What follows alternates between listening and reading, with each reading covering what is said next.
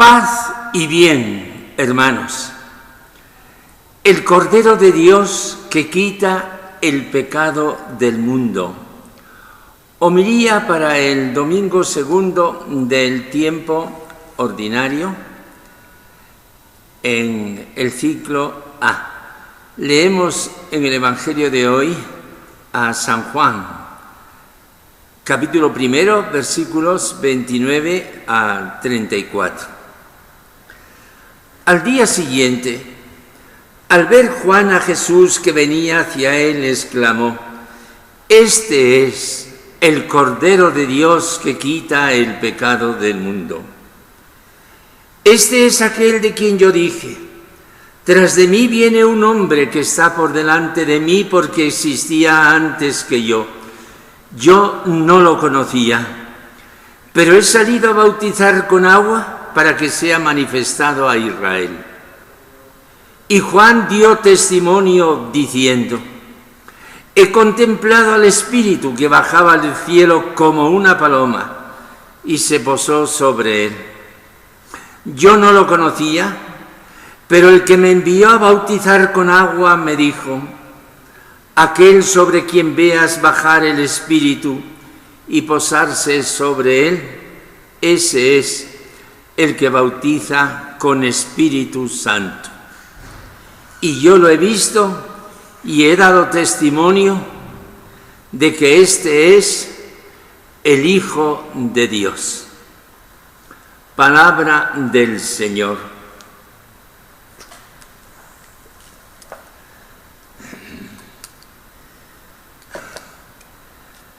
Hermanos, el Evangelio de hoy, que es el testimonio de Juan Bautista acerca de Jesús, descansa sobre tres afirmaciones soberanas. Jesús es el Cordero de Dios que quita el pecado del mundo. Jesús es el que bautiza con Espíritu Santo. Jesús es el Hijo de Dios.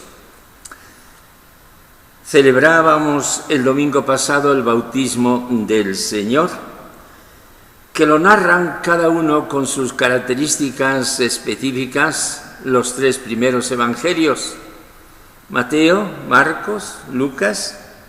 El cuarto evangelio, el Evangelio de Juan, no narra en directo el bautismo de Jesús, sino que nos presenta otro cuadro, el testimonio que da Juan el Bautista sobre la persona y el bautismo de Jesús. Una sublime escena de revelación, que es la que acabamos de escuchar. Y de esta manera se hace un suave paso en la liturgia entre el bautismo del Señor y el comienzo de su vida pública, que lo vamos a ir viendo en los domingos consecutivos. Jesús es el Cordero de Dios que quita el pecado del mundo. Esta frase la hemos tomado para presentar la Sagrada Hostia antes de recibir la Sagrada Comunión. El sacerdote tiene en su mano derecha la hostia ya partida y la muestra sobre el cáliz, que simultáneamente se eleva con la mano izquierda, y proclamamos a Cristo como el Cordero de Dios que quita el pecado del mundo. La comunidad adora y antes de recibirlo dice con gratitud y con humildad: Señor, yo no soy digno de que entres en mi casa. Jesús entra en nuestra humilde casa y su presencia nos purifica de todo pecado, nos santifica, nos vivifica con la vida que Él ha traído al mundo y cumple en nosotros el misterio para el cual Él ha venido a la tierra. El misterio pascual se está realizando en el corazón del creyente que ha recibido el Cordero de Dios. Nuestra vida, con esta adhesión a Cristo, Cordero de Dios, Hijo de Dios, adquiere su plena dimensión. Esto es lo que creemos los cristianos. Decimos estas cosas cuando acabamos de comenzar el semanario de oración por la unidad de los cristianos, que dura todos los años del 18 al 25 de enero, fiesta de la conversión del apóstol San Pablo. Cristiano es aquel que confiesa a Jesús y ve en su persona que Él es el Hijo de Dios y que Él es el Salvador del mundo y nuestro Salvador. Si no confesamos a Jesús con estos dos títulos, no podemos llamarnos cristianos, discípulos de Cristo. Quienes tenemos esta fe somos en la tierra en torno al 33% de la población mundial. Los que nos llamamos cristianos somos un grupo que formamos la Iglesia, pero no alcanzamos a ser un grupo compacto, no formamos un solo rebaño con un solo pastor, sino que formamos diversas confesiones y comunidades.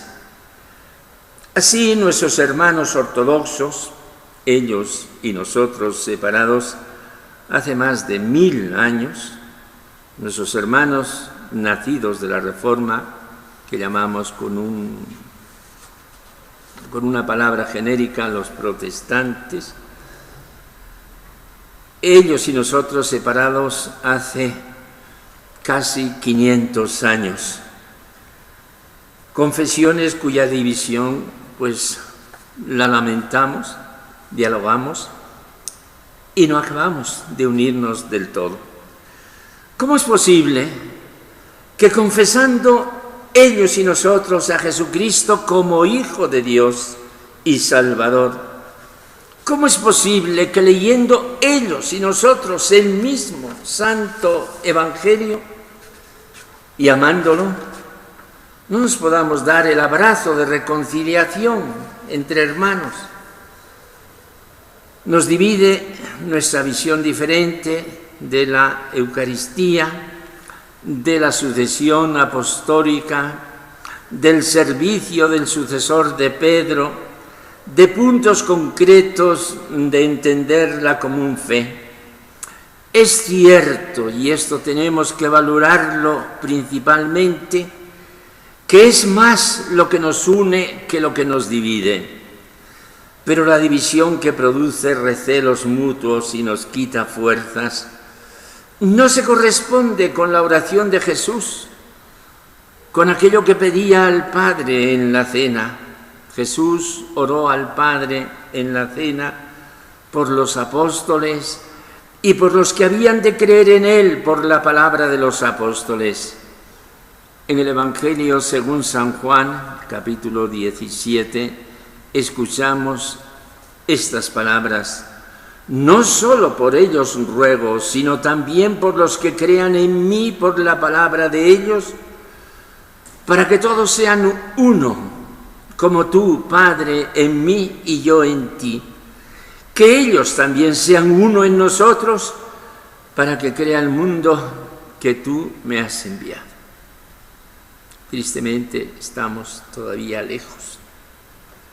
¿Qué es la unidad, hermanos? Es el punto a donde tiende todo amor. Así, la unidad entre los esposos, la unidad de la familia, la unidad en la Iglesia. Unidad no es ciertamente uniformidad, pero unidad es lo contrario a la división. No pensemos que cuanto más división, más riqueza. Esto es falso. Hemos de estar unidos, muy unidos, siendo diferentes. como diferente es la mujer y el marido, pero Dios los hizo para ser entre los dos uno. Este es, pues, hermanos, el mayor dolor que lleva dentro en su corazón la Iglesia, la desunión. Es una obra de tal magnitud que solo Dios la puede hacer. Pero Dios espera nuestra colaboración. Por eso, el principal apoyo de parte nuestra para la unidad es la humildad y la oración. Que Dios intervenga y nosotros no se lo impidamos con nuestro orgullo. Esto que acabamos de expresar es lo que entendemos por la unidad de los cristianos, la unidad de los que creemos en Cristo como Hijo de Dios y como Salvador del mundo. Pero hay junto a esto otro problema inmenso, abrumador. ¿Y las demás religiones del mundo? Porque aparte de los cristianos están los judíos, nuestros primeros hermanos en la fe de Abraham, que no aceptan a Jesús como Mesías, Hijo de Dios y Salvador, y viven con mucho fervor la fe de las Santas Escrituras que Dios confió a Moisés y a los profetas. Y vienen los musulmanes que no creen en Jesús, aunque lo respeten, y suman más del 20% de la población mundial.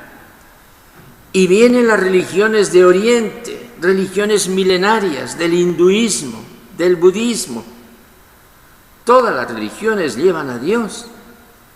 No molestemos a nadie y cada quien se baste con su conciencia, haga el bien que pueda y siga adelante su camino. Este irenismo pacífico, que en el fondo es relativismo, hermanos, tampoco es la solución.